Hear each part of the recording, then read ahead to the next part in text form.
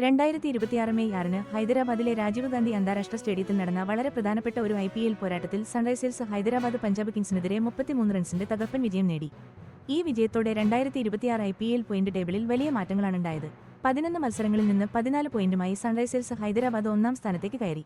0.737 net run റേറ്റും NRR അവർക്കുണ്ട്.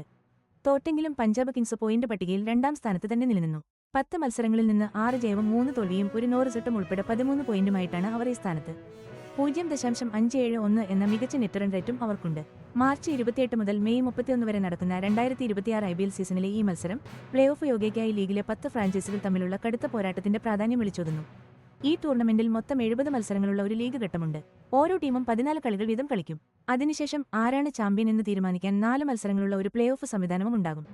Sunrisers ഹൈദരാബാദിന്റെ പ്രധാന വിക്കറ്റ് കീപ്പർ ബാറ്റ്സ്മാനായ ഹെൻറിക് ക്ലാസൻ തന്റെ മികച്ച ഫോം തുടർന്നു. 2026 IPLിലെ ടോപ്പ് സ്കോറർക്കുള്ള ഓറഞ്ച് ക്യാപ്പ് ഇപ്പോഴും അദ്ദേഹത്തിന്റെ കയ്യിലാണ്.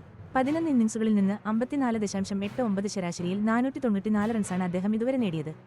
അദ്ദേഹത്തിന്റെ സ്ഥിരതയാർന്ന പ്രകടനവും ബാറ്റിംഗ് ശൈലിയിലെ തന്ത്രപരമായ മാറ്റങ്ങളും ഈ സീസണിൽ സൺറൈസേഴ്സിന്റെ വിജയത്തിന് പിന്നിലെ പ്രധാന കാരണങ്ങളിൽ ഒന്നാണ്.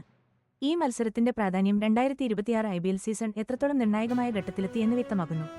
ഓരോ മത്സരഫലവും പ്ലേ ഓഫ് യോഗ്യതയ്ക്കും അവസാന പോയിന്റ് നിലയ്ക്കും വലിയ പ്രാധാന്യം നൽകുന്ന ഒരു സമയമാണിത്. മെയ് 6-ലെ ആ മത്സരത്തിൽ പല കളിക്കാരും ഗംഭീര പ്രകടനങ്ങൾ കാഴ്ചവെച്ചു. സൺറൈസേഴ്സ് ഹൈദരാബാദിന്റെ കാര്യം നോക്കുകയാണെങ്കിൽ ക്ലാസിന്റെ ബാറ്റിംഗ് വെടിക്കെട്ടിന് പുറമെ ടീമിന്റെ ബൌളിംഗ് നിര അവരുടെ സ്കോർ ഗംഭീരമായി പ്രതിരോധിച്ചു. 2025-ൽ SRHലെത്തിയതും 2026-ലെ ലേലത്തിൽ 30 ലക്ഷം രൂപയ്ക്ക് നിലനിർത്തിയതുമായ ഓൾറൗണ്ടർ ഹർഷ ദുബെ വളർന്നുവരുന്ന ഒരു മിടുക്കൻ താരമാണ്.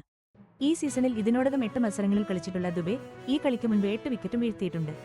പഞ്ചാബ് കിങ്സിനെതിരെയുള്ള മത്സരത്തിൽ ദുബെ 2 ഓവർ എറിഞ്ഞ് 36 റൺസ് വിട്ടുകൊടുത്തു.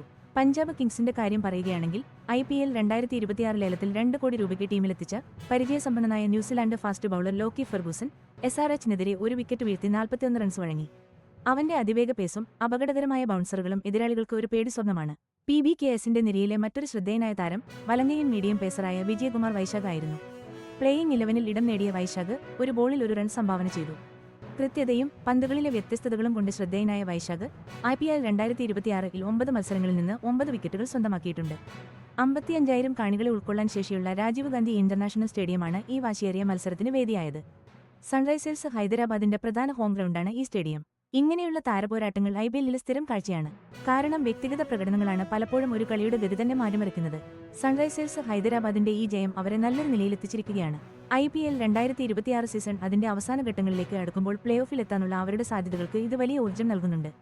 14 പോയിന്റുമായി പോയിന്റ് പട്ടികയിൽ ഒന്നാം സ്ഥാനത്തുള്ള അവർക്ക് ആദ്യ 2 സ്ഥാനങ്ങളിൽ ഫിനിഷ് ചെയ്യാൻ ഇത് വലിയൊരു മുൻതൂക്കം നൽകുന്നുണ്ട്. കാരണം പ്ലേ ഓഫ് ഫോർമാറ്റ് അനുസരിച്ച് ആദ്യ 2 സ്ഥാനങ്ങളിൽ എത്തുന്നവർക്ക് ഫൈനലിൽ കളിക്കാൻ 2 അവസരങ്ങളാണല്ലോ കിട്ടുക. പരാജയപ്പെട്ടെങ്കിലും പഞ്ചാബ് കിങ്സ് ഇപ്പോഴും രണ്ടാം സ്ഥാനത്ത് നല്ലൊരു നിലയിൽ തന്നെയാണ്. ഈ സീസണിൽ ഉടനീളം അവർ കാഴ്ചവെച്ച സ്ഥിരതയാർന്ന പ്രകടനമാണ് ഇതിന് കാരണം. IPLിന്റെ പ്ലേ ഓഫ് രീതിയെക്കുറിച്ച് പറയുകയാണെങ്കിൽ ലീഗ് ഘട്ടത്തിലെ ആദ്യ 2 സ്ഥാനക്കാർ നേർക്കുനേർ വരുന്നത് ക്വാളിഫയർ 1-ലാണ്. അതിൽ ജയിക്കുന്നവർക്ക് നേരിട്ട് ഫൈനലിലെത്താം. മൂന്നാമത്തെയും 4-മത്തെയും സ്ഥാനത്തുള്ള ടീമുകൾ ഒരു എലിമിനേറ്റർ മത്സരത്തിൽ കളിക്കും. ആ മത്സരത്തിൽ ജയിക്കുന്നവർ ക്വാളിഫയർ 1-ൽ തോൽക്കുന്നവരുമായി ക്വാളിഫയർ 2-ൽ ഏറ്റുമുട്ടും. ഇതിൽ വിജയിക്കുന്ന ടീമാണ് ഫൈനലിലേക്ക് കടക്കുന്ന രണ്ടാമത്തെ ടീം. പോയിന്റ് പട്ടികയിൽ നടുവിലെ ടീമുകൾ തമ്മിൽ കടുത്ത മത്സരമാണ് നടക്കുന്നത്. Royal Challengers Bengaluru, Rajasthan Royals, Gujarat Titans എന്നിവർക്ക് തൊട്ടുപിന്നാലെയുണ്ട്. അതുകൊണ്ട് ശേഷിക്കുന്ന ഓരോ മത്സരത്തിനും വലിയ പ്രാധാന്യമുണ്ട്. സൺറൈസേഴ്സ് ഹൈദരാബാദിന്റെ CEO ആയ കാവ്യ മാരൻ ടീമിന്റെ മാനേജ്മെന്റിലും തന്ത്രപരമായ തീരുമാനങ്ങളിലുമൊക്കെ ഒരു പ്രധാന സാന്നിധ്യമാണ്.